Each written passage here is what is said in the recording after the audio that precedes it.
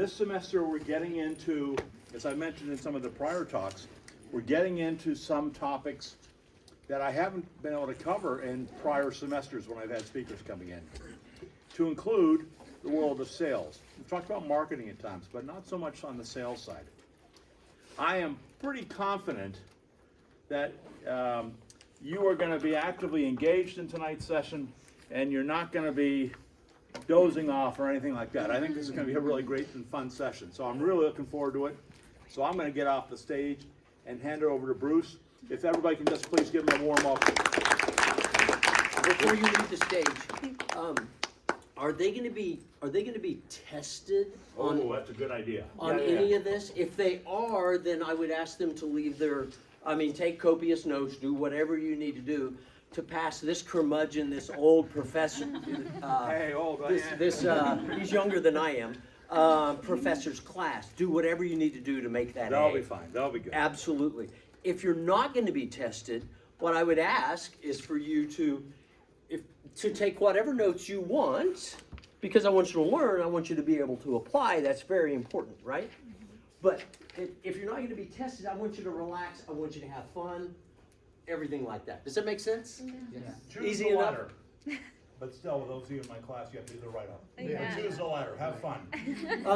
And if you have him as a teacher, as a professor, and you struggle with the write-up, this is my phone number.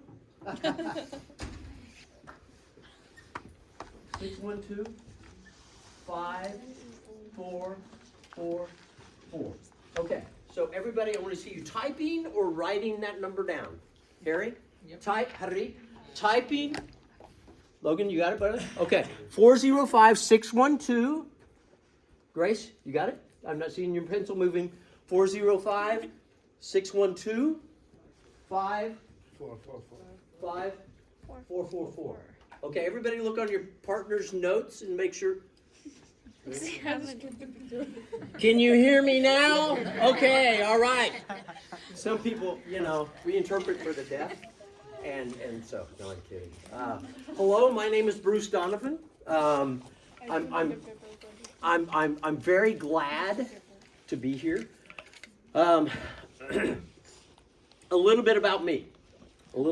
First and foremost, I will apologize, and I can give you a note from my doctor if you like. I'm not contagious. I promise I am not contagious. But I get this respiratory thing every year. Had it for the last 15 years. When it gets winter and it gets cold, it hits me. 6 years ago, I broke a rib from coughing. It just happens, and it comes and it goes. And I had a shot in the behind this morning so that I could talk without coughing. Obviously, I need to get my money back on the shot. But anyway, so a little bit about me. I was born and reared, which is the correct usage of the word reared, in Stillwater, Oklahoma. Raise your hand if you know what Stillwater is or where Stillwater is. OSU. Only one person knows? Okay, Shelby, Hari? No? Okay. 2 people know where Stillwater is? Wow. That is sad. Oh my gosh. Okay. Home of Oklahoma State University, right? Okay. So the Cowboys, the OSU Cowboys, which I'm going to talk about that in just a second. But so I was born and reared in Stillwater, Oklahoma. I have my undergraduate degree from Oklahoma State University. I crammed, unlike a lot of you guys, college was not easy for me. I'm not saying college is easy for you, but I worked full-time going through college, 40 hours a week. I paid for 100% of my college expenses. Parents didn't help, which was fine. I value that now. Looking back, I hated it at the time. Eating ramen noodles 6 days a week because they were 29 cents a, you remember those days, 29 cents a bag for ramen noodles or mac and cheese. But that's okay. I learned more from my full-time job selling men's clothing than I did in my undergraduate degree program, which is not a good reflection, but that's okay. So I landed in. I started off in international and public relations. I wanted to go to the Thunderbird School of Diplomatic and Foreign Relations. I wanted to be a foreign diplomat. Ask me why I wanted to be a foreign diplomat. Nancy, ask me why I wanted. I couldn't remember your name. I'm sorry. Nancy, ask me why I wanted to be a foreign diplomat. Karen, dang it! No wonder she looked at me so funny. Karen, ask me why I wanted to be a foreign diplomat. Why did you want to be a foreign diplomat? A foreign diplomat. The reason I wanted to be a foreign diplomat is because I grew up with international students in my home. If you stick around afterwards, I'll show you a picture done of my family, an article in the news press where we had 5 or 6 different nationalities around in my house playing a game. That's what I grew up with. So I grew up with multiculturalism. I grew up with that. With all sorts. Anyway, we can talk later about that. And I lasted in that major about 4 weeks. I couldn't do that major and work full time, which is unfortunate. So from there, I moved to marketing. From there, I moved to something else, but I ended up landing in, and you guys are all going to laugh, so I'll close my eyes. I landed in speech communication consultancy, which is what? I'm not really sure, but it's a piece of paper. So I graduated from college. I went to work for a small little copier company named Xerox. So I worked for Xerox for 3 years. I sold the world's most expensive photocopier. The world's most expensive photocopier in 1985, 86, and 87. What happened in Oklahoma during those years? Do you remember? Belly up. Belly up. When all of the big banks went under. It was the worst economic times that the Oklahoma has ever known. Worse than the Dust Bowl, if you know what the Dust Bowl is. Worse than the Dust Bowl. Grapes of Wrath, George Steinbeck. Worse than the Dust Bowl. I worked there for 3 years, made the jump into the pharmaceutical industry. Went to work for a small company out of Bristol, Tennessee, Beecham Laboratories. Worked there. They merged, we merged. Long story short, was there about 8 years, and I had the honor and privilege of being selected to be brought into the home office in the business information systems area. This is before business analytics. This is before business analytics. That if it was a term back then, people didn't use it. Really. This was in 1995. 1995. And I know that because that was the same. Was anybody born before 1995? 96. 88. Yeah. Okay. The rest of you were not born before 95. Okay. Okay. So depressing. Yeah, it is. But anyway, so this is in 1995. It was the same year as the Oklahoma City bombing. And so I worked in sales information services, and I managed a whole bunch of business reporting that went to the field. We had 2,000 sales reps. 2,000 sales reps. I managed various reports that went out to those 2,000 sales reps.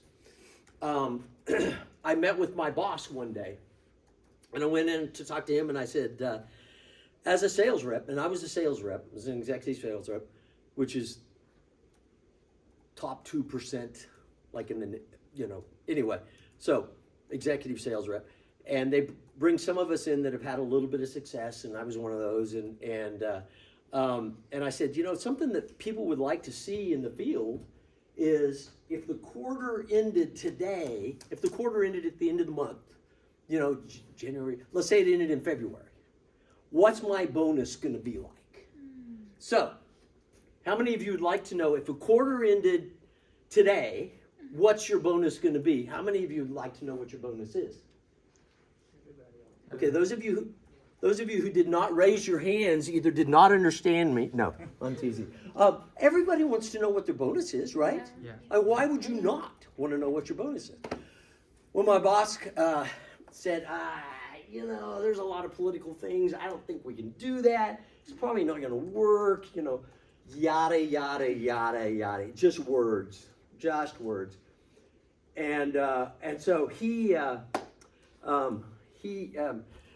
some people's blood sugar are a little bit low, so they may need something to snack on. So if you give a right answer, if I like what you're going to hear, I'm going to reach into my backpack, and you may or you may not get candy. So the rule is, I'm going to give you the candy. There's 5 bars in there. You have to open it up immediately. You have to give it all away, though. You have to give it all away. Because I believe, Logan, this goes back to what we talked about a little bit earlier. I believe that there's a song, Give It Away.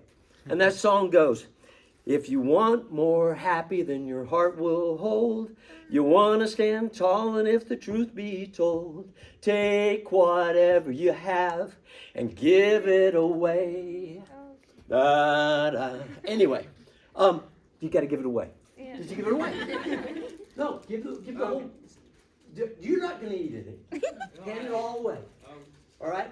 I may or may not have more. So don't treat it. So, but you got to get it all away. You can't have any. Give to me too. You're allowed to get out of your chair. Yeah. You can give one to Fred. Okay, it's done. Okay, all right. Let's give Yazim a round of applause. Way to go, Yazim. Okay. So my boss called me back into his office in a couple days, and he said, I've thought about that. I think you should generate that report. And he said, what do you want to call it? This is in 1994 or 95. And I said, I want to call it the Incentive Plan Tracking Report. Incentive Plan Tracking Report. That was in 95. 2000, let's see, this is 25, 2018, that was in 1995. 2018, they just retired that report.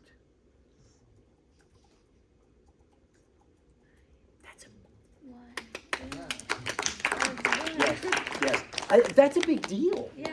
To have a report stay around that long. Now they made some modifications, but you could ask any of those reps, any of the field reps, what that report was, and they could tell you exactly what it was. And every time I saw somebody from that company, I went from that company to Eli Lilly. Every time I saw somebody from that company, I asked them about that report, and I told them, that was me. That was my baby. Here's how I fought for that. And a funny story on that is, when I went to have that report produced the very first time, this is when we used to get something called field mail.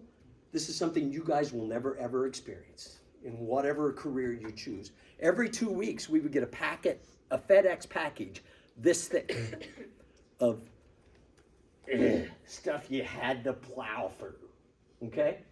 And it was terrible to work through. And so I went to my boss and I said, actually I didn't go to my boss. I should have, because I got in trouble. I said, I want to have this printed on green paper.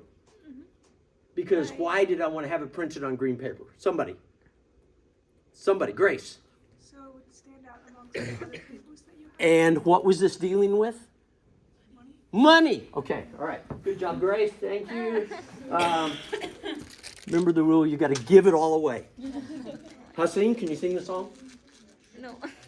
No, okay, all right, that's all right. But if you want more happy than your heart will hold, and you want to stand tall where the truth be told, give it away, right? There's another verse part in there.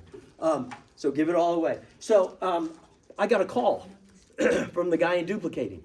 2,000 boxes in this duplicating area. 2,000 boxes. It covered 3 times the amount of that wall. Maybe twice the amount of that wall from floor to ceiling. They had put about 1,000 sheets in, And I get a call from the guy in the duplicating department. He wants to know who the blankety blank. You guys know what I mean when I say blankety blank? Yes. You do? Okay. It was a naughty word. Authorized me to have this printed on green paper. And Shelby, I said, who is this again? And he told me, well, he didn't like that. And I said, well, I didn't need authorization to print, not to print it on white, but to print it on, Green. green paper, Yeah. 20-pound paper. It wasn't like it was 28-pound laser printer paper or 110-pound cardstock, which costs a whole lot more. It was just green, mint green paper. And he said, I need your down here now, and you have to take all of that out of those boxes. Shut my mouth. I could not believe it. So I went into my boss, and he was like, he did not say that. And I said, yes. And so he went with me down there. Well, then he got chewed out. Well, the whole reason he got chewed out is because that guy said, if I let you print it on colored paper, everybody's going to want to print it on colored paper. Great. Thank you, buddy. I appreciate it. Wonderful. So that was kind of my taste. One of my first tastes with kind of not the duplicating department and all that kind of stuff. And I didn't really like that. I didn't get along with that guy after that. But that's okay. But as far as sales analytics, dealing with that department, my gosh, I learned so much. To do that report, it took me 6 months to produce that report. It took me 6 months to produce that report. I had two guys. Do you guys do any work with the business consulting company out of Chicago, ZS? ZS. They're the big pharmaceutical company, the big pharmaceutical consulting company. Lilly uses them, Pfizer uses them, GlaxoSmithKline used them, Merck used them, but they were gigantic. They were gigantic. I don't know that CRISPR used them. I don't know. I don't think so. Probably not, since that's in Nepal. But I was given two of these guys, two of these massively brilliant and smart business consultants. MBA, one had his MBA, one had his doctorate in business. I was scared to death to work with these guys. I was scared to death. And I had a guy take me aside, and he said, hey, how do they put their pants on? Somebody tell me, how do they put their pants on? One leg at a time. One leg at a time. One leg at a time. Don't forget, you got to share them. One leg at a time. They put their pants on one leg at a time. How do I put my pants on? I'm really good. I'm really good. And I used to have a vertical leap over 3 inches. But one, I put my pants on. Don't make me laugh.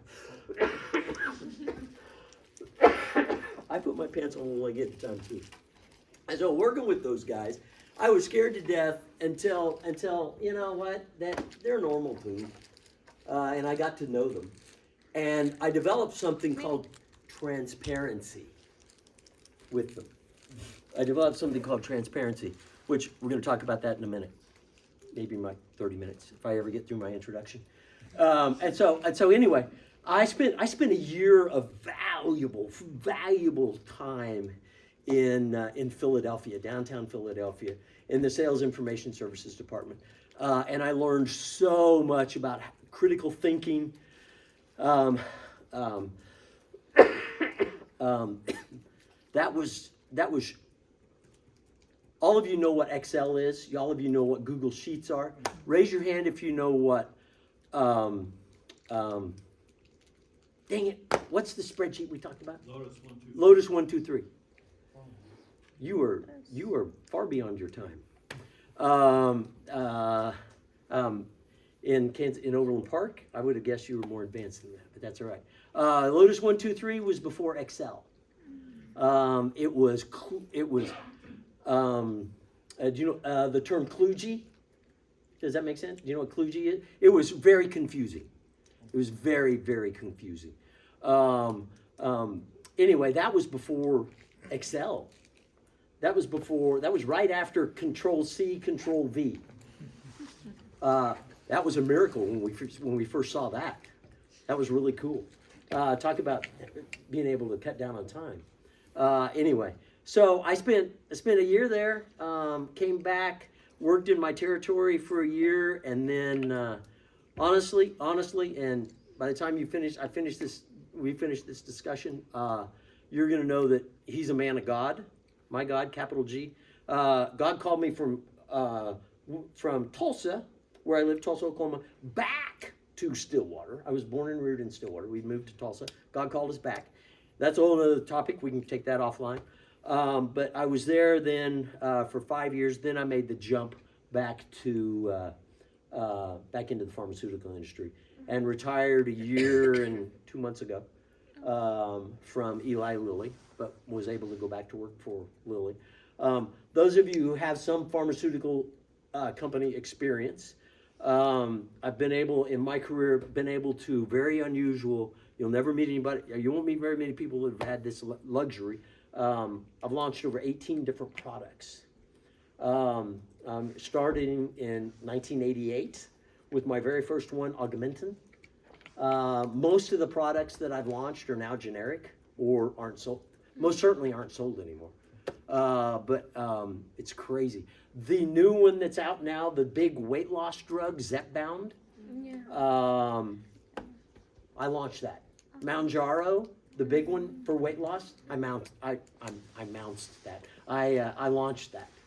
That was my big one. Trulicity for weight loss for diabetes, I launched that. That was mine. And so Cialis, raise your hand if you know what Cialis is. I won't make eye contact, it's okay. Cialis competed against Viagra. Everybody knows what Viagra is. Cialis now has surpassed and eclipsed Viagra in market share. My territory was one of the first territories in the United States to pass Viagra. My territory was. In northwestern Oklahoma. I guess there's not much to do in northwestern Oklahoma. So anyway, the rest of that's history. And so I've had a little bit of success. There's been a lot of reasons. There's been a lot of reasons for my success, and we'll get into some of those. But and so I was here. One of my hobbies is photography. I was here, and if I say amateur photographer, that makes it sound like, oh, you just go out and take pictures and, whatever, But I'm somewhere between a professional. I mean, I do make money. So I guess that qualifies me as a professional, but I would be at the bottom level of professional or maybe at the upper level of amateur. So I was here doing a photo shoot of one of your recent graduates in Fred's class. He was 19 years old when he graduated from college. 19. He was one of the smarter people in the room. And one of the smartest things he did was accept me to be his mentor. Because while he was really smart, he was not wise. How does one become wise? What is wisdom? How does one become wise? Experience. With the experience. You said experience, and you said experience. Okay, great. You said experience, and you said experience. Okay, don't forget, you got to give them one. Are there any diabetics in the room? No, I guess. Okay, I got that on video, Fred. There are no diabetics in the room. Don't forget, you got to give it away. Unless, if you sing the song, you can keep them all. If you want more happy than your heart will hold, you want to stand tall where the truth be told, take whatever you have and give it away. You got to sing it. That's the only line I remember. Give it away. If that's the only line you remember, I would be willing to accept. You can have one piece. Okay, but you gotta give the other four away, okay? Are you giving yours away? Already. I Huh? have this one. What? I have this one.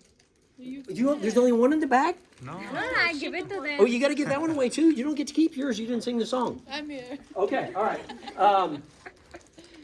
Sure. You think I'm kidding? My gosh. What is up with you people? Okay, all right. So, my name's Bruce Take this Donovan, to- and I'm excited to be here. Tell me what you think you want to get out of this talk. Sorry? Besides fat. Tell me what you think you want to get out of it. Because I want to, at the end, I want to be able to go back and say, did we answer the questions? What would you like to get out of this talk? I don't get Maybe it. it would teach us how to be good at public speaking. Oh. I think you're doing a great job at it. Good public speaking? Is that okay, Fred? Okay. Present. Wow, this is an optical illusion, especially with bifocals. Okay. Good at PS. Not PlayStation, for those of you young people. Good public speaking. If you notice, my hands shake. Yeah. I'm not nervous at all. I'm really excited. Fred will vouch for that. I've only emailed him and asked him about 50 different questions and names and all this kind of stuff. My hands have just always shaken. I don't know why. So my handwriting is terrible, but that says good at public speaking. Okay, we can have some hints on that. Okay, what else? What else do you want to get out of this? Elena, you made eye contact. What your best and worst career decisions have been. Best and worst. DM. Okay. Fred, is that okay? Do I need to ask you every time, or? Okay. Well, I just don't want to do anything wrong. Well, I don't care if I do anything wrong. What are you gonna fire me?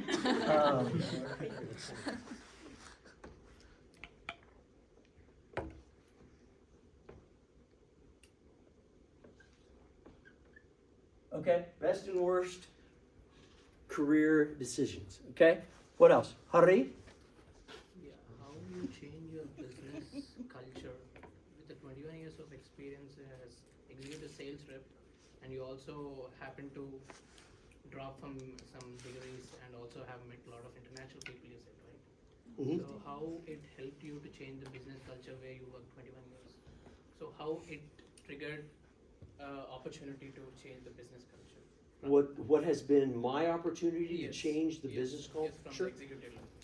My opportunity to change the business culture. What might be an example of that, so I can be more acute? Like, I mean, In these your are mind. these are changing times. Like, you have to get updated. Different generations are there under your, team. Yeah. Gen Z versus baby boomers versus all those other people. Okay, what Yeah. business culture? Changing, you can say. Change business culture. Okay. Change business culture. Positively, you can say. I don't want you to say. Well, you asked the question, so I'm going to answer it. Okay. Just change the business culture because it's not always positive. Okay. Yeah. I'll Ooh, take that as have well. I got stories about that? No, I'm kidding. Okay.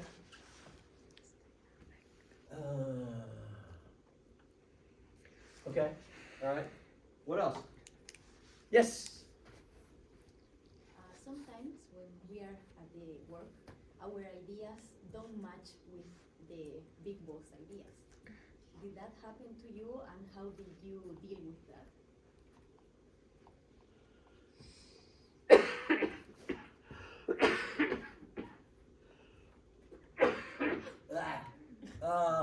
Maybe how to deal with pushback? Yeah. Thank you, Fred. Okay, pushback. Karen, right? Sorry. Let's say two more. Sales ethics. What? Sales ethics. Sales what? Ethics. Ethics? Yeah. Okay. Do you know what juxtaposition is? Who can give me a definition of juxtaposition? Comparing things, Oh, yes. comparing things side by side and like seeing what the differences are.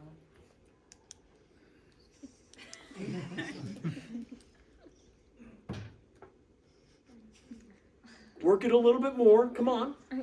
Juxtaposed. I'm thinking positive here. I'm thinking positive. So juxtaposition is what? Like you put things side by side and like spot the difference. Like kind of what I think of it like dull penny, shiny penny. Right. You put some, Perfect. something next to Perfect. something as a little bit. Dull penny, shiny penny, that are. Yep. Don't forget you have to give them all away. That are dichotomously opposed is juxtaposition. So you have the wedding announcement in the newspaper. Some of you know what newspapers are. Most of you probably have never seen one. Thank you for shaking your head. Yes.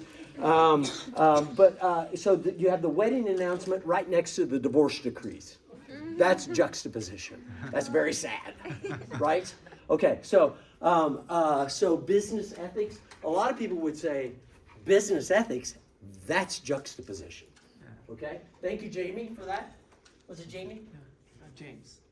James. Okay. Business ethics. Okay. One more. So it is little similar to Karen's question that when should we, how we know that we should step back from our plan or decision? How do we know when we should step back? Step from back, what? or we should stick to the decision I have made. Okay. All right. Okay. I have something that kind of ties into that. How do you sell yourself without being like cocky versus confident? So like if you're pushing to sell something, how do you push for the right decision and you make the right decision? Okay. How do you push for right decision? Okay. Or how do you sell yourself, like your ideas? How do you sell yourself? Yeah. Or how do you sell your concept? Two different things. Right? Right? Yes? Well, the answer is Well, yes. your concepts are your coming from you. Well, we're not talking core gender identity here, right? Well, I'm not supposed to say the phrase anymore. That's technically not a right phrase anymore. Okay, so how to sell what? Yourself. I think sell yourself, you sell your ideas, sell your concepts. Okay. Product.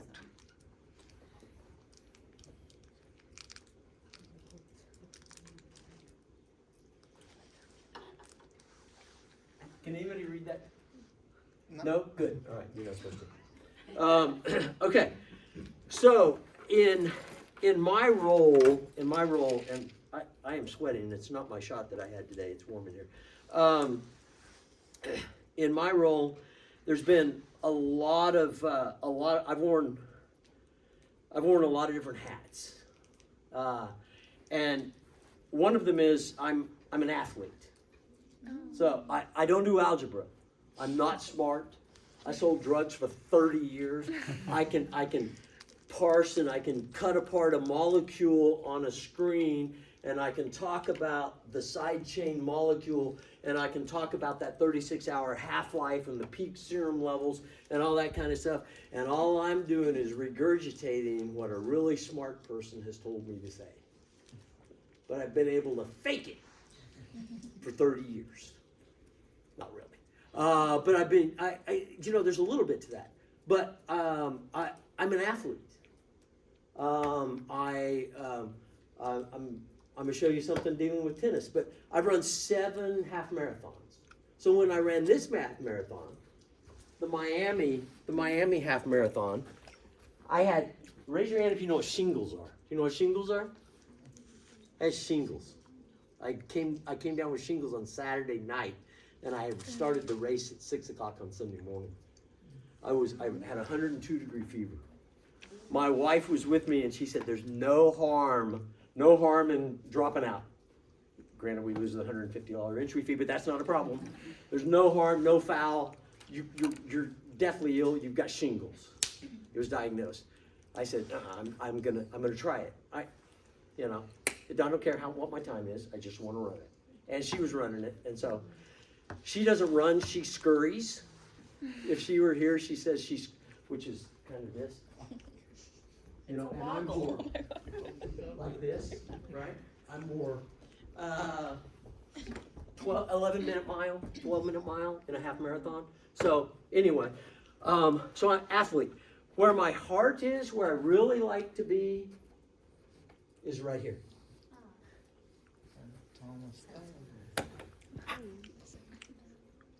Am I still on? Okay. Oh, closer. Easy. Yeah. It was an easy yes or no. No. Where I really want to be is here. If you plan your future and you plan it right and you work your plan, I can't guarantee you, but in the last 12 months, we've been on 9 different cruises for a total of 66 days. And it's all because of planning. And you guys didn't put that on the board? Come back next week? No, I'm teasing. But that's a key. So I wore this hat, so that's about Bruce Donovan. We talked about Oklahoma State, right? But tonight, I'm here talking about Lily. I don't like this hat, so I'm going to take it right off. Just doesn't fit. I think it makes me look old. Do you think it makes me look fat? No? Okay. So I'm here talking about Lily, right?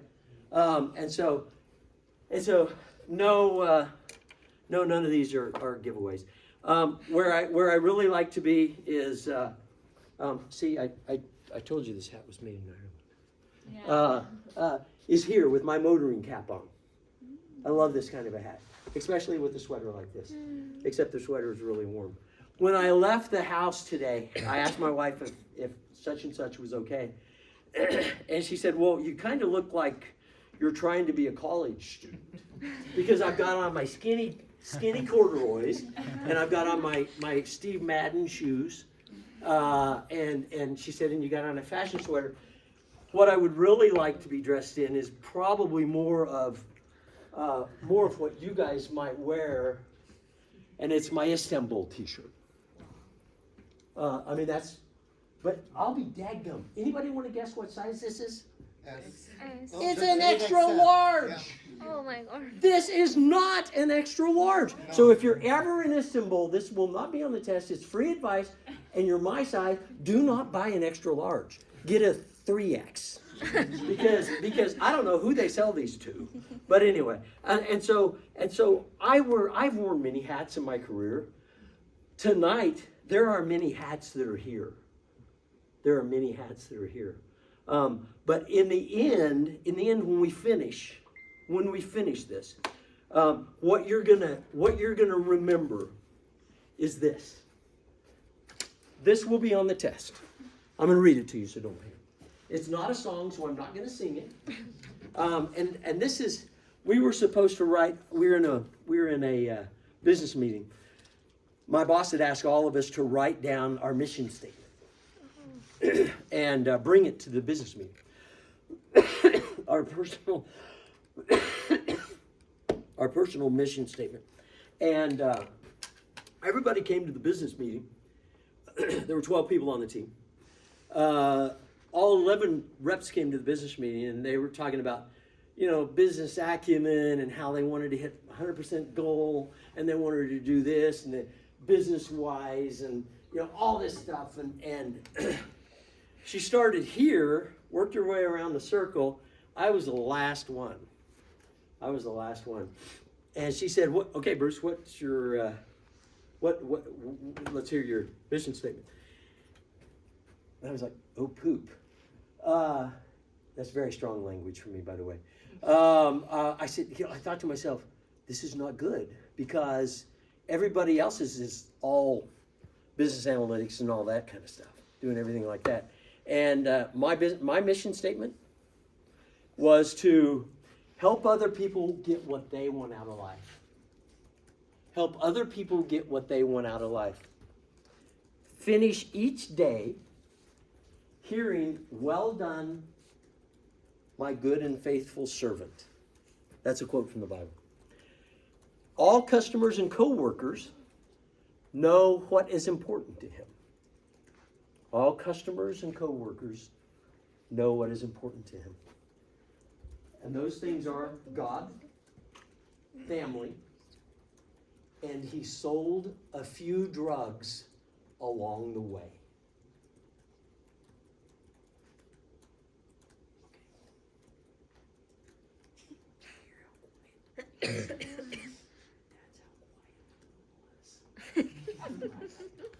And Mary Ann was like, so you gave that a lot of thought, huh?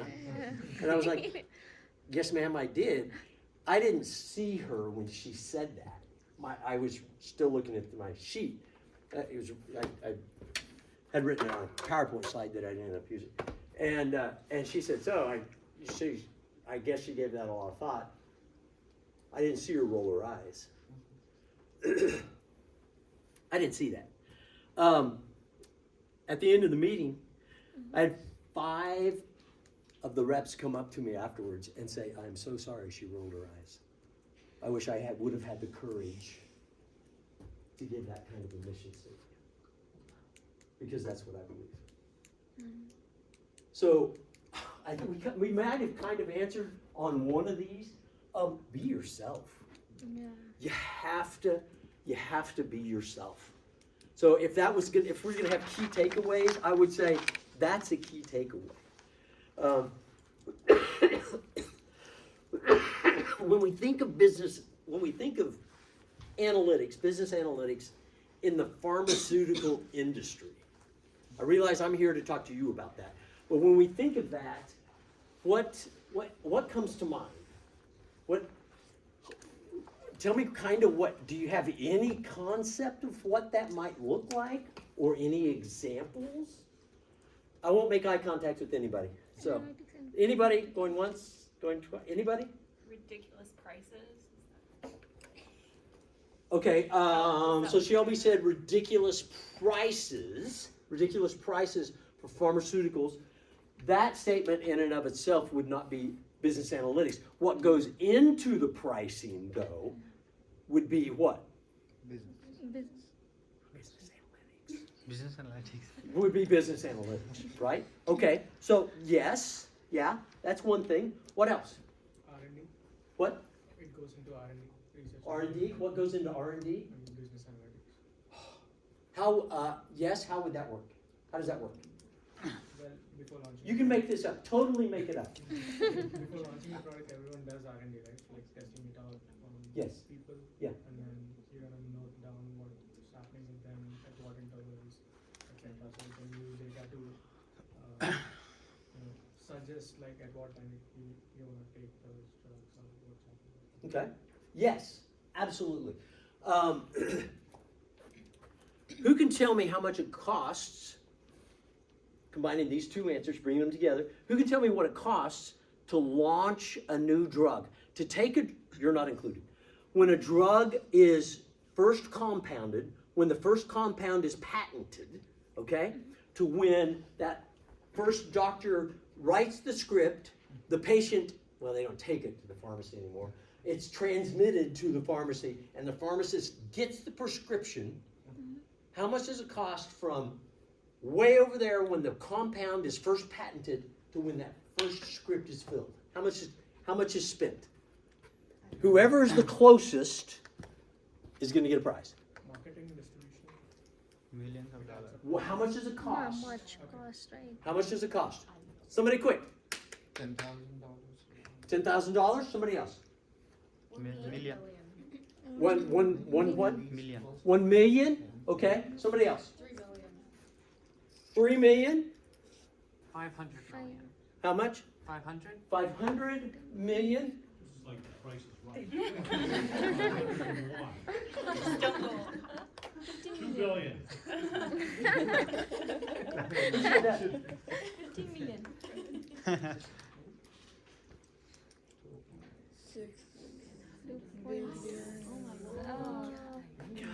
Teacher's pet. Okay. Let's see. Ted needs, okay, here we go. Give it to the runner-up. No. You are not. You're not playing that Oh, game. these are Reese's, yeah. Look, you have to give And everybody, let's all make eye contact. Oh, it's all empty, darn.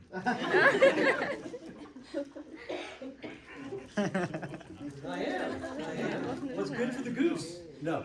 $2.66 billion. $2.66 billion. That data has not. If you Google now, anybody puts an eye out with the Reese's cup, don't come talking to me. If you Google now, it's anywhere from $2 billion to $4 billion. If you Google it now, 2 to 4, depending on the advance. Like the cancer drugs, that kind of stuff is way up there.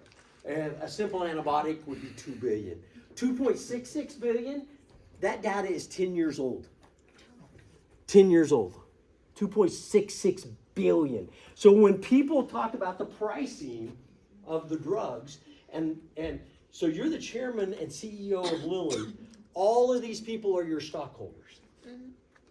You have to explain to them why you lost money, even though you launched this massive new drug. Why did you lose money? Well, the reason you lost money is because I didn't charge enough. Dang it. Talk about catch-22, right? So when we talk about pricing, and I can go all day on this. I get really passionate and loud. We don't want that. So when we talk about that, it's a bad deal. And then we talk about government pricing. Ethics and We talk about ethics. We're not talking business ethics. We're just talking pharmaceutical ethics, lives involved, that kind of stuff, right? Yeah. I assume if I were you, that's what I would have said. So when we talk about the launch of the new drug, and we talk about the R&D that goes into it, all of those business analytics, all of those things are all weighed out. Now, by the time it gets to the sales rep, by the time it gets to me,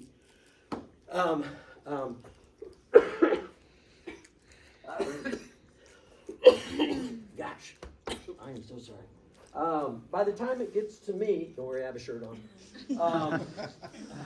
By the time it gets to me, as a sales rep, I'm sorry if I'm sweating, but I am. By the time it gets to me as a sales rep, is my hair okay? Yeah. It is good? Okay. Thank you. I appreciate that. By the time it gets to me, I have so many people telling me in their infinite wisdom, called business analytics. No offense, Fred. In their infinite wisdom telling me exactly how to sell this drug and who to sell it to. Exactly how to sell this drug and who to sell it to. I've launched when we launched Mounjaro, which you see ads on TV for Mounjaro, it's the one where you lift up your shirt and you give the injection just like that, right here. Yeah. It's not Ozempic. That's a GLP-1. Trulicity is a GLP-1. Mounjaro is a GLP-1. It covers 2 of the incretin hormones. I said that just so you think I was smart. I'm not really. I'm just regurgitating. So when I launched Mounjaro, the most successful drug in the history of the pharmaceutical industry, most successful launch in the history of the pharmaceutical industry. I mean, Wall Street Journal, Forbes, everybody. Even our competitors were like, dang it, that was really a good launch. What can we learn from this? Harvard Business Review, you guys know what that is, written about it. And so what they found is that a lot of it was business analytics. But I got reports in my territory to call on doctors in towns, that I'd never heard of, here in north central Kansas, in south central Kansas, excuse me. I'd never heard of these towns, nor had I heard of these doctors. And in those towns, they didn't have pharmacies. And the business analytics is telling me to call on that doctor. Well, that doctor's not showing up for anything. Otherwise, I'd be calling on him. And we had that happen. I had that happen in my territory. And I had this one town that had 2 doctors that were cited for that to be in that town. And I took my boss in there, Dante. Know-it-all, new boss, young whippersnapper, you know, all this kind of stuff. And he wanted to see, you know, why I wasn't calling on this town, why I wasn't calling on these 2 doctors. And I was like, great. Next time you ride with me, we're doing a lunch there, and I'll tell you. You can see why. He said, no, you should be able to tell me. I said, no, I want to show you. And well, that was the end of the conversation. So he scheduled a ride day with me, and we went. And when we left that lunch, his comment was, not only do you not have to call on those doctors, he said, I don't want you coming back to this town. And I was like, what about my business report? What about the analytics? What about the report that I have to answer to? And he said, you don't have to answer to that report. You have to answer to me. And you just did. So, common sense has to prevail. Has to prevail. So, if I offended anybody by making that statement, Hari, you look like you're shedding a tear. Did I offend you? No? Okay, all right. I thought it was a tear. If I offended you, then I apologize. Not all business analytics are that way at all. But I do say you have to use a measure of common sense when you're looking at those reports. So, when you're looking at those reports, from my standpoint, we had to do that. You guys, the Brain Trust, okay, who's shaking his head, yes, we are the Brain Trust. You guys that are the Brain Trust, when you are, do you know, when I say Brain Trust, when that means you guys that are developing the reports, developing the way up here stuff that's going to come down, trickle, trickle, trickle, trickle, trickle, trickle, trickle, trickle, trickle, trickle, trickle, trickle, trickle, trickle, trickle, trickle, all the way down to where Bruce is down here. Okay? You guys are way up here. Pardon me if I have sweaty armpits because I wasn't playing. I do. How embarrassing. I'm on video. That is so embarrassing. I could put on my Istanbul t-shirt. But you know I'm working hard. When you are developing those, can I make a suggestion? Thank you for that, Hussein. I appreciate that.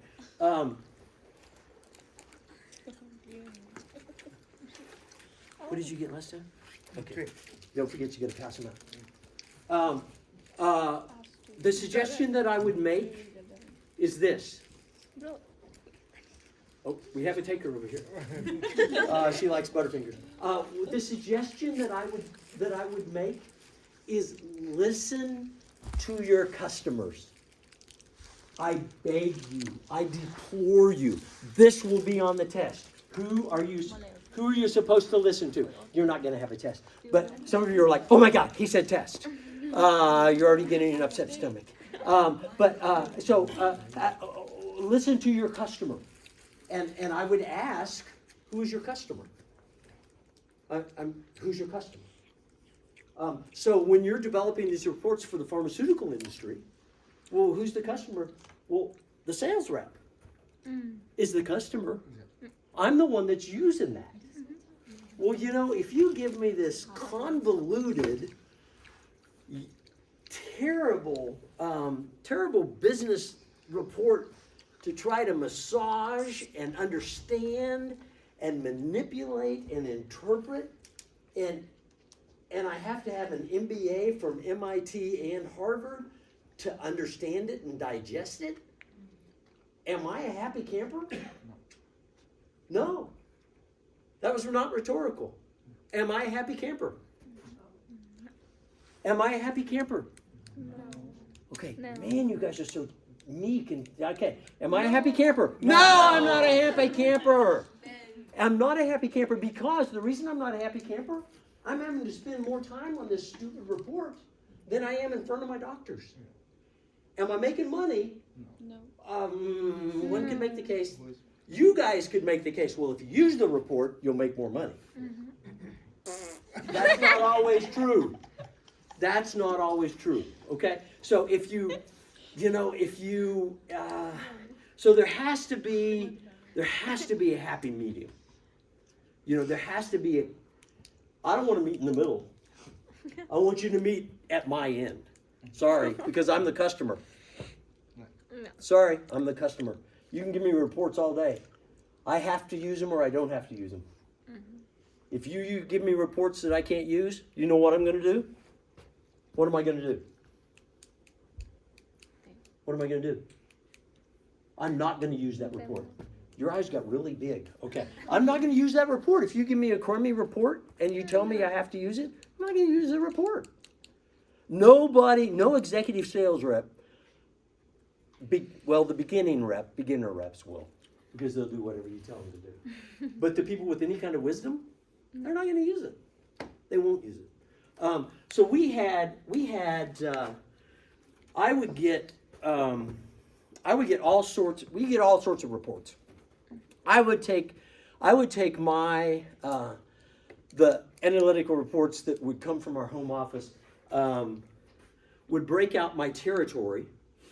I would have my territory. I would have my doctors' names, their addresses, their zip codes, their tiering 1 to 5, 1 being the highest, 5 being don't call on, but they're in the database.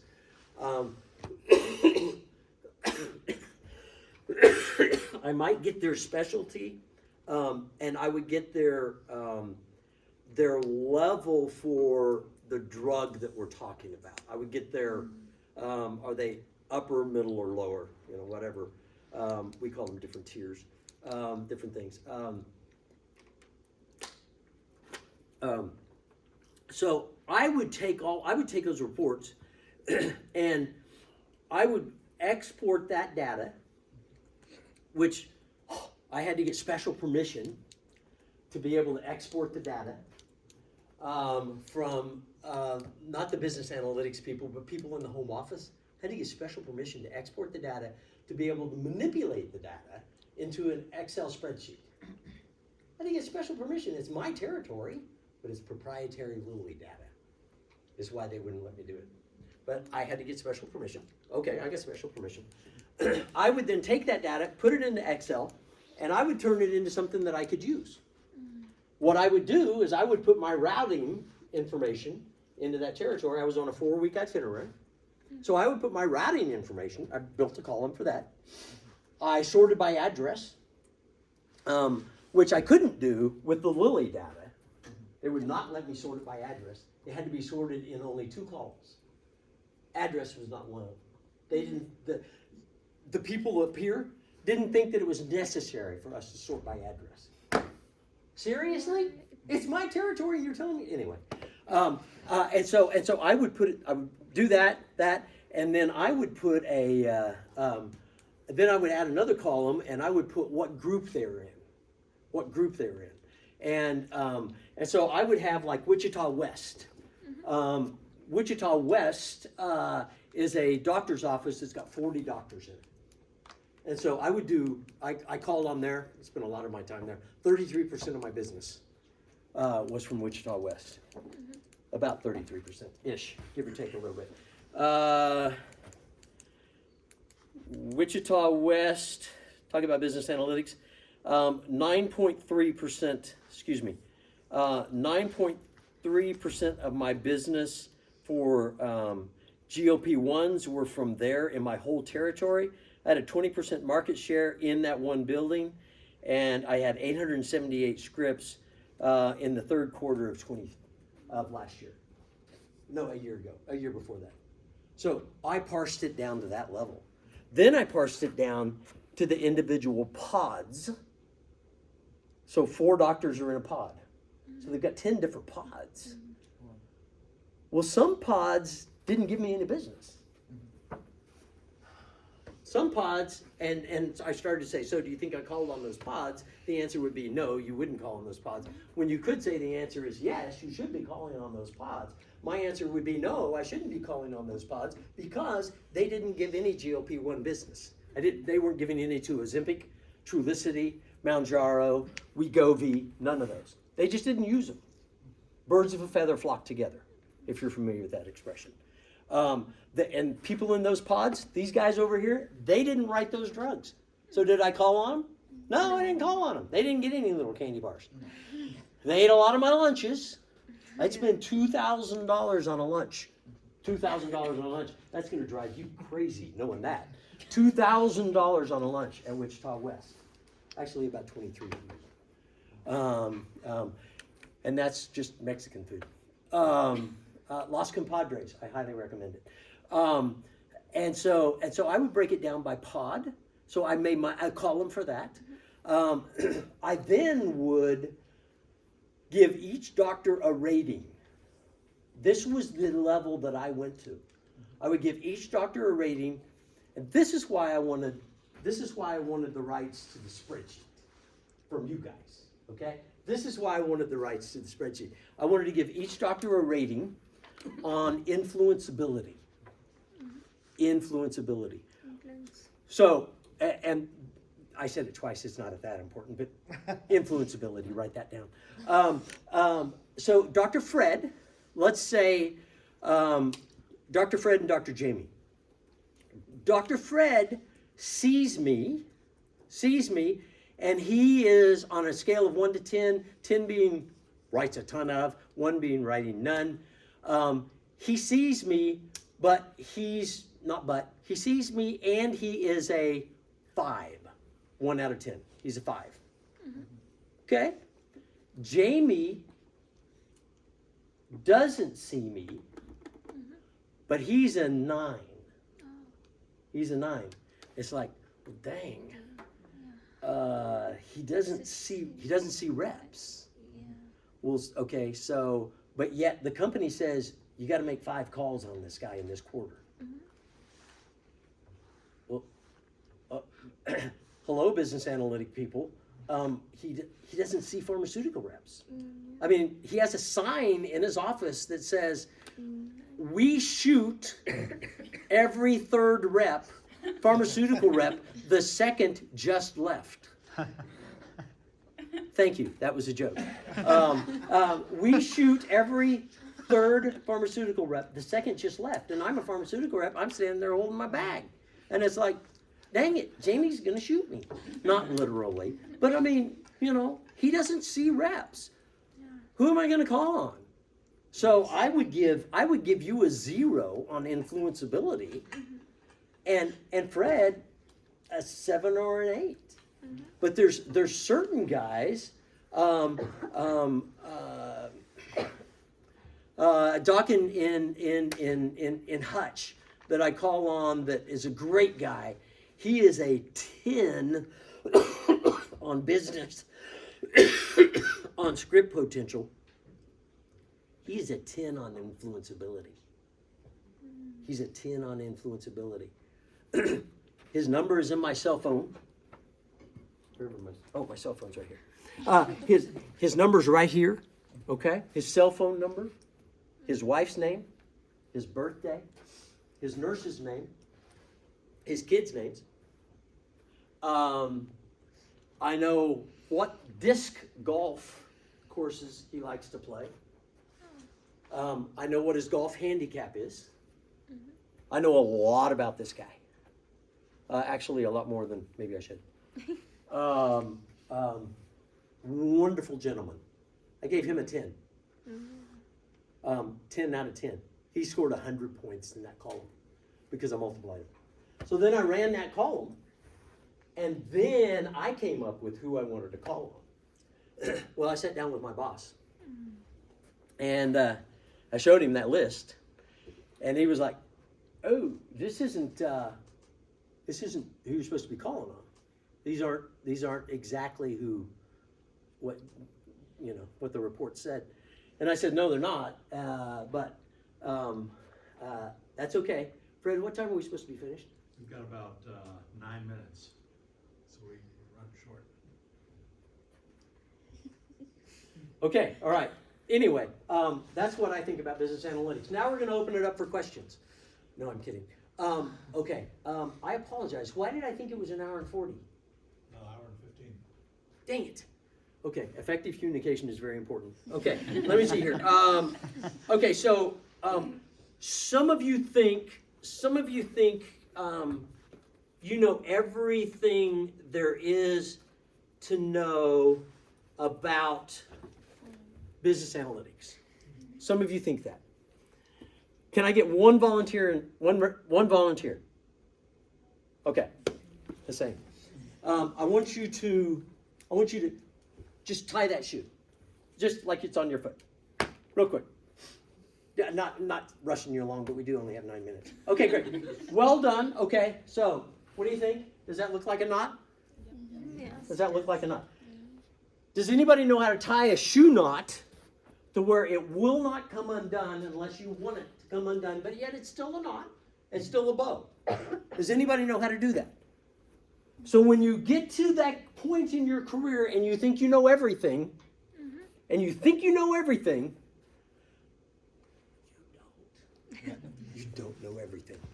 You don't know everything. So what I'm going to do is I'm going to teach you today. Here's how you do it. I was a Little League baseball coach for 12 years. For 12 years. When we walked off the field, we were national champions. Walked off the field in St. Louis. We were national champions. So you tie it just like this regularly, but as Hussein did it, he went around my thumb once. Your thumb, sorry. He went around his thumb once. Little League, so this is the Coach Bruce knot. Don't go around your thumb once. Go around your thumb twice. And then back through like you just normally would. Like that. That knot will not come undone during a Little League baseball game. That knot will not come undone all day. I showed that knot to one of my pregnant nurses at Wichita West. She was 8 months pregnant. She couldn't bend over to tie her shoe. It kept coming undone. And I said, let me show you the Coach Bruce super knot. So I bent down, kneeled down in front of her, and she was like, no, get up. It's no big deal. Here comes Dr. Fleshing. And I was like, I don't care. What's he gonna, And so I showed it to her. Here's how you tie it. Tie it at the beginning of the day, put it on, and it will not come undone. She said, there's no way. I was back 2 weeks later. She saw me and she said, what? Show me again how to tie that knot? My shoes are still coming undone. And so I showed her and she was like, I wasn't going around twice. So 2 months later, after she'd had her baby, she said, I'm still tying my shoe in that knot. It works. So when you think you know everything about something as simple as a shoe knot, you don't. You don't. Me, I don't. When I think I know everything about being a good sales rep, I don't. When I think I know everything about time management, obviously I don't. So I apologize. So anyway, I'm not going to have time to put that shoe on, so we'll just take that shoe off. Okay, so good at public speaking. Good at public speaking. Try to learn people's names. Who said that? You said that? Who said good at public speaking?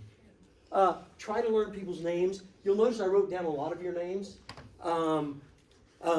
I struggled with pronunciation with some of them, but I tried to hang in there, and I asked.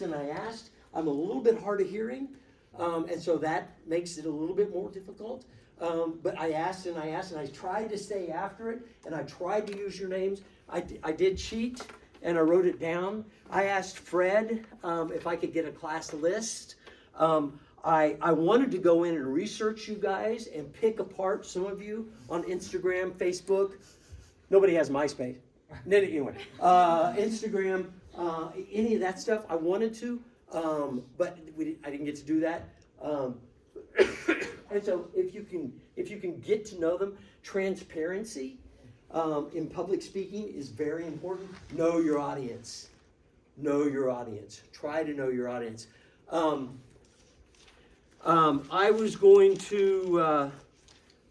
to talk about know your audience, know when to wear a bow tie, know when to wear a bow tie. Always wear a bow tie when you go into a pediatrician's office. Pharmaceutical Sales 101.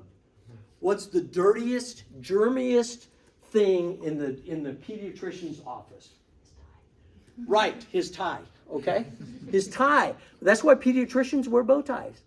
So you're in a pediatrician's office, what tie are you going to wear? Bow tie. A bow tie. When you go into a military guy's office, and you know that he's military because he's got the memorabilia up on his desk. When you know that and he's military, you always wear a tie. But for some of you, and if you want to write this down, you can Google what a full Windsor is. A full Windsor. It's where the knot looks like this, and it comes down like this. So it's like this. So he's military. My dad was a full colonel in the Army. I grew up with that. And you want to make sure your shoes are polished, and you wear a tie and a full Windsor. If he's not military, then you don't have to do that. You can wear a four-in-hand knot, sloppy but neat, but you wear a tie. If you don't wear a tie, that's fine. If you don't want to wear a tie, my last 5 years of my career, I did not wear a tie very often at all. Even when I had vice presidents ride with me, I made them take their ties off when they would get in the car. For this reason, boom, boom, boom. And I would give it to them. And they would be like, no, we have to wear a tie. I was like, not with me. We're still at the airport. Let me take you back. You can get on the plane. And he's like, okay, no, it's your call. So know where your customers are. Meet them where they are. And I would, best and worst case, career decision. I didn't say this at the very beginning. I wanted to be totally honest with you guys. And class is dismissed. What do you want me to do? You got 2 minutes. Okay. Is anybody in this class afterwards? Maybe in our group, and I think some of the students may have. Okay. Best and worst career decisions. I should have said up front that everything I've said, totally honest, total transparency. If you stick around afterwards or out there, I can tell you what the interview process looks like to get in the pharmaceutical industry. I can tell you what the questions are. I can talk salary. I can talk benefits. I'll give you whatever you want to know. I don't care. Best and worst career decisions for me, for Bruce Donovan, is go where God calls you. Go where God calls you. That's for Bruce Donovan. Whatever that means to you, interpret it. But for Bruce Donovan, go where God calls you. Don't go anywhere else. Because that's not the right decision. How's that for total transparency? Business culture, man, that's difficult. Changes in business cultures. I'm an old email guy, business email. Boy, howdy, I had to sit through a 2-day class on how to communicate with Gen Zs. Apparently, Gen Zs don't believe in email. No. Apparently, they only communicate via emojis and short text messages. Who knew? I don't know. Anyway, they will have 4 different jobs by the time they're like 26. There's loyalty amongst Gen Z people for 10 or 15 minutes. If they can change a job and make $70,000 and go to this company and make $72,000, they are on it like a duck on a June bug. A rat on a Cheeto. Okay, they move around a lot. Gen Z, and so the old guard, we had to learn that, and that was a difficult pill to swallow. Each year, the first year, if you come to work for Lilly, its average is $250,000 in training costs, $250,000 in training costs, and you're going to leave after a year? Huh? Okay. Business culture of Gen Z, pushback. We're going to skip that. Business ethics, let your light shine. And I would take that back to best and worst case career decisions. I'm going to say let your light shine. By your business, by your mission statement, business ethics. Stick to decisions, how to do that. I'm going to skip that one. How to sell ideas. You got to believe in those ideas. Mm-hmm. You have to believe in those ideas. If you don't believe in those ideas, then your goose is cooked. If you don't believe in that idea, you have to be willing to sell it. You have to be willing to believe in it to be able to sell it. Okay, I apologize. I messed up on my time. I am so excited. If you can't tell, I love this. What I did not get to do was talk about listening, meeting customers where they are, sublime to the ridiculous video. I did not get to talk about lead a horse to water, some sales strategies, those kinds of things. I did not get to talk about teamwork. And I had a great video clip with my granddaughter. And I did not get to talk about effective listening to Bill Clinton. I apologize for that. Time management in any career is very important. And if you get anything, hopefully you got some other positives out of this. A negative is, did Bruce manage his time well? I didn't, and I apologize about that. So I ask your forgiveness, and I will be happy to refund I will collect your candy bars if you're not happy. I saw some quick. Oh, okay. All of a sudden they're stuck in armpits. No, I do have. I'm bribing you now. We do have some other candy bars here too. So, all right, Fred, I'm done. I'll shut up. So here, Give me one, please. first let's just get a quick picture. Oh, Let me turn off the. should I put on my shoes? Oh, I get it. So about miss the shoes. I'm going to cover my pits. And I even brought my tennis racket from 1979. None of you have seen a tennis racket that's small. Oh my god. And inside my tennis racket head cover, it says, "I am going to win state." Effective. Did I what? There's always that one person that asks that. I did not. We lost in the finals, but the better team won. But I did make all state. You made it. I made all state. I made all state. So that was the Here, so, and I've got this for you here from the school. So, and I've got a box here. And you spelled Donovan right. Nobody spells Donovan right. We can edit the shoes later. Perfect. All right, and then let's get a group shot. It was an amazing session. You guys, on a scale of 1 to 10, what do you give yourself? 1 being you snoozed the whole time, 10 being superb. What do you give yourself? 10. 10? Okay, I like you go in the direction of your dominant thought. Okay, I like that. Okay, you're the photographer? Everybody up. I'll be the photographer. Where do you want Everybody us? up quickly. Where do you want us, Fred? Just right there in front and. Okay, I'm gonna move the shoes. Okay, I'm the photographer. Okay, all right. Leave that spot open. Okay, tall guys in the back. Scoot in, right there. That way a little bit. That way a little bit more. This way a little bit. I'm centering on the WSU. You in here? If you can't see the camera, you're not going to be seen? I can see that. Oh my gosh, there's always that one guy. Can you see the camera? Yeah. Okay. All right. Okay, how many are you taking? I'm going to take Are we serious or not? first one serious. Okay, no smiles or? Okay, the next one is as you like. 1, 2, 3. All right, one more. Semi-serious, whatever. All right, good deal. All right. Thank you. You guys did great. Thank you. Good participation, and I'm sending these by the door, so. I need one And you more. don't even have to sing a song. I need one more.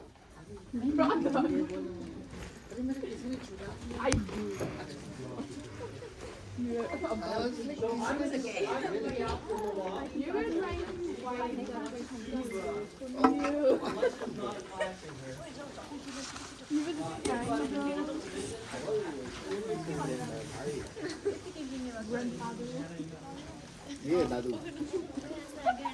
Real Dadu. Real Dadu. For the first time I felt like someone is Dadu. Otherwise, Sansa makes me feel I'm Dadu. Like home. It's like home,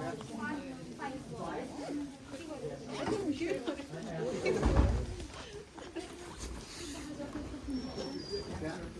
So who's your Hutch doctor?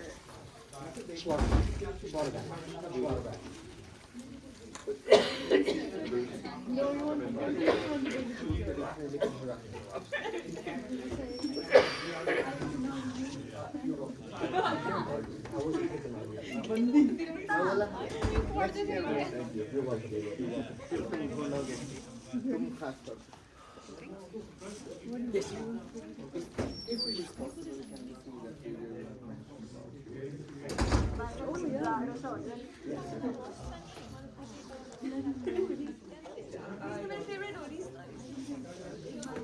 Oh, it's my blog talk, yeah. You can share different.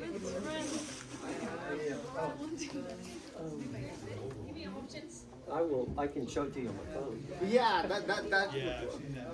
So what I'm gonna do is